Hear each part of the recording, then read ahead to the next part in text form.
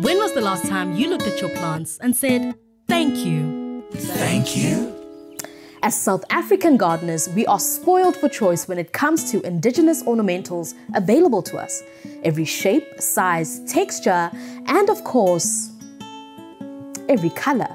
But what does indigenous mean? Well, indigenous plants are plants that are native to a particular area, and in South Africa, many of our indigenous plants are actually found towards the south of our continent. Many of these are edible and medicinal plants, with some still being used today as traditional muti. So why not create a proudly South African space in your garden with domesticated hybrids from indigenous flowers bred from their wild ancestors? By choosing to plant indigenous, we create biodiversity and a natural habitat for local wildlife to flourish. It is also sustainable gardening, as these indigenous plants are used to our local climatic conditions, unlike some of the imported exotic plants that originate from other countries.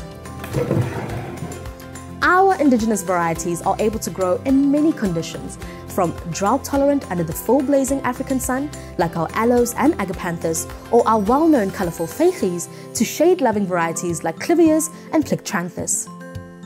There are also larger shrubs like the stunning Melansian's plumbago royal cape, a real bee and butterfly magnet with its dark blue flowers, and Teckemeria, of which Teckemeria capensis, orange and red, is a great ornamental garden plant commonly used for decorative screening and hedges. We also have several Euryop species, a smaller indigenous shrub that is grown commercially as ornamentals. Their foliage textures, growth habits, and flower size may vary, but what they all have in common is masses of cheerful, yellow daisy-like flowers. And then one of the most beautiful of all indigenous flowering trees has to be the pom-pom tree. This tree is either deciduous or evergreen, depending on the growing climatic conditions, as they only shed their leaves in areas with cold winters. By planting indigenous, we are also not taking the risk of being part of the expanding network of invasive plant species. And although indigenous plants are tough, it does not mean plant and forget. What you put in is what you get out. So when first planting, ensure the planting hole is well prepared with good quality compost and Starcase bone meal. Water when the soil feels dry to the touch. Feed throughout the flowering season and beyond with an organic fertilizer such as Starcase Organic 315, and remove spent flowers to encourage more. Cut back when the flower flushes over and pamper to encourage another flush.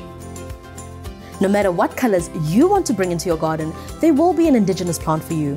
And that is some basics on our proudly South African plants, plants that are meant to be in your garden, and plants that we are thankful for such wide biodiversity and healing properties.